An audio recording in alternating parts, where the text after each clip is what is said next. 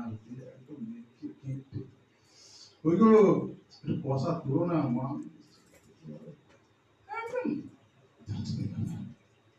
দশমীর দিন তো কেউ আগে চেনা যায় না। যাক, ঘটনা হচ্ছে এটাই যে দেখুন, ওই আমি যেটা প্রথমে যেটা শুরু করেছিলাম যে পরের একটা শিশুকে আমি যখন আদর করছি আর আমার শিশুকে আমি প্রতিদিন আদর করছি, এর মধ্যে কিন্তু ফারাক আছে। ঠাকুরও তাই, মা দুর্গা এসছে 5 দিনের জন্য, আমরা এমন ভাব করছি যে আমি মা দুর্গাকে কত ভালোবাসি। আচ্ছা ভাবুন তো, এই মা দুর্গা যদি 365 দিন থেকে যেত আপনার বাড়িতে, তাহলে আপনার কি হাল হতো ভাবুন। তো ঠাকুর কিন্তু তাই, ঠাকুর এই 2 দিনের জন্য নয়, ঠাকুর আর আমি, আমি আর ঠাকুর জনম জনমের। তাই ঠাকুরকে যদি ভালোবাসতেই হয়, আমি যদি তাকে যদি ভালোই বাসি, আমার সন্তান থেকে যেরকম আমি সমস্ত জ্বালা যন্ত্রণা ভালোবাসা তৃষ্ণা পিপাসা তার আমি নিবারণ করার চেষ্টা করি, ঠিক তেমন করে ঠাকুরও আমার সেটাই করণীয় দরকার। তিনি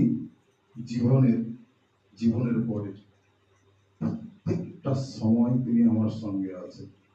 আমার সন্তান আমি মাঝ বয়সে পেয়েছি, আমার বউকে আমি তার একটুখানি আগে পেয়েছি, আমার বাবা মাকে আমি জন্ম থেকে পেয়েছি, আমার মাঝ বয়সে হারিয়ে ফেলব। আমার ঠাকুর জন্মের আগেও ছিল, জন্মের সময়ও ছিল, এখন আছে, পরেও থাকবে, আমি মরে গেলেও আমার সঙ্গেই থাকবে।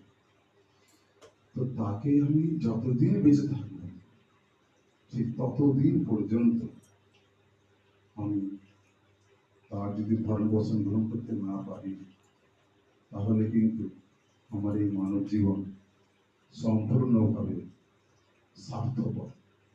আমি শুধুমাত্র এসেছিলাম আমার আমার আমার জীবন। তাই আমরা এই জীবনে যা কিছু যন্ত্রণা ভোগ করি, এই ভাবধারাটা আমার আগেও ছিল বলে আজকে আমি অনেক যন্ত্রণা পাই। আমি এই জন্মে যদি